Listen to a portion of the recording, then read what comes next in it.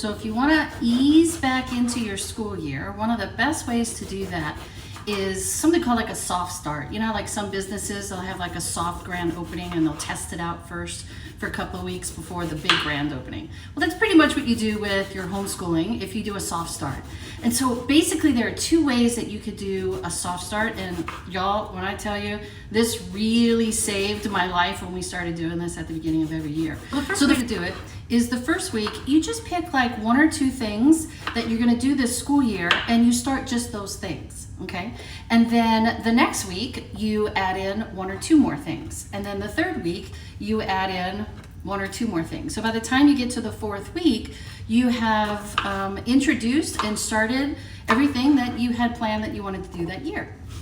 So for us, the first week, I usually just started our Bible and our memory verse that we were going to learn that year, as well as our read aloud, which was usually our history based, right? So that's all we did the first week. We got used to and got back into the rhythm of reading our Bible every single morning, our morning time ritual, and reading aloud from our read aloud. And then the second week, we usually added in our math. And the second week, we usually added in either our daily grams or our writing journal that we tend to do. And then by the third week, we usually added in our science, whatever we were going to do for that year, or begin our nature studies.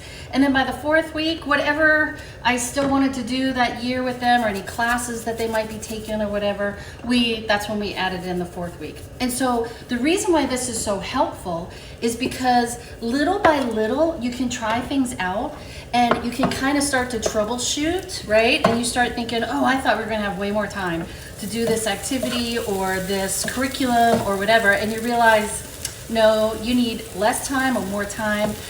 It also gives you a chance to kind of feel out and get back into the groove if you've especially been on summer break for a while. Okay, so that's the first way that you could do a soft start, where you just start a couple of things the first week and then add in a few more things the next week and so forth and so on. The second way you could do a soft start is you can start everything all at once, but just with one child. And so the first week you are doing, let's just say with your oldest one, that's usually what I did.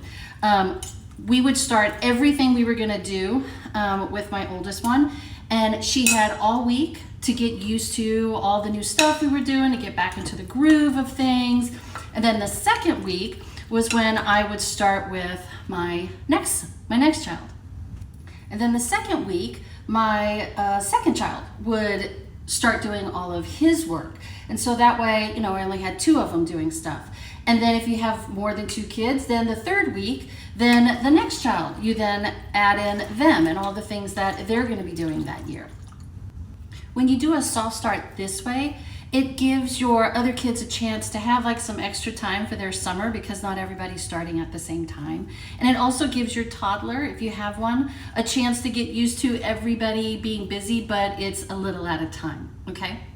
So if you're looking for a way to just kind of ease back into things, or if this is your first year homeschooling, you're not quite sure what you're doing, then try doing a soft start.